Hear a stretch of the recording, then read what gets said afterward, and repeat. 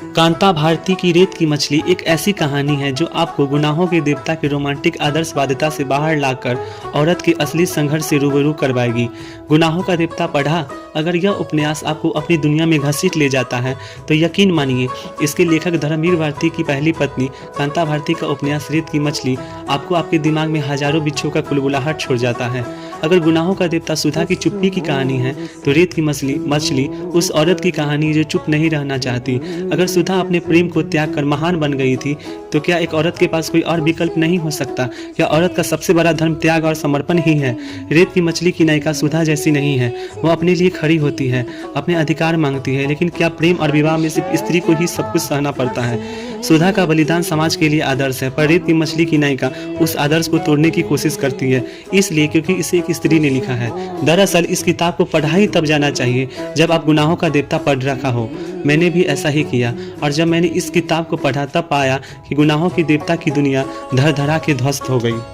यह कहानी है कुंतल और शोभन की, और जो कुंतल ही बता रही है कि उसके साथ क्या क्या चीज़ें घटित हुई है। कहानी शुरू होती है जहां कुंतल ने अपने माँ बाप के खिलाफ जाकर शोभन से शादी की थी। शोभन ने उसे दुनिया भर के सपने दिखाए थे, प्रोमिसेस किए थे कि भले ही तुम्हारा घर छूट गया है लेकिन अब मैं तुम्हारा ध्यान हमेशा रखूंगा, जीवन भर रखूंगा। शुरू में सब कुछ ठीक चलता है, लेकिन बीतते इस वक्त के साथ कुंतल एक चेंज देखती है शोभन में, और उसे यह चीज़ समझ आता है कि जिस शोभन से उसने शादी की थी असल में वो शोभन है ही नहीं।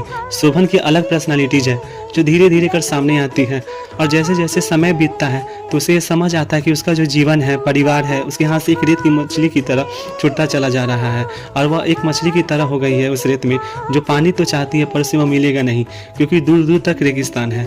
जैसे जैसे समय बीतता है तो शोभन में और भी ज़्यादा बदलाव आते हैं, और ये कुछ ऐसे बदलाव आते हैं जो बहुत ही निर्मम होते हैं, ऐसे होते हैं जो बर्दाश्त नहीं किए जा सके।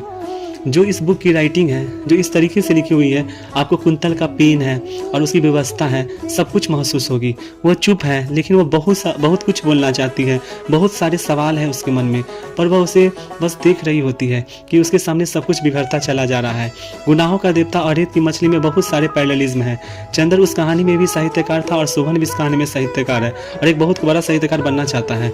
सुधा के पिता चंद्र के एक काइंड ऑफ मेंटर है डॉक्टर शुक्ला।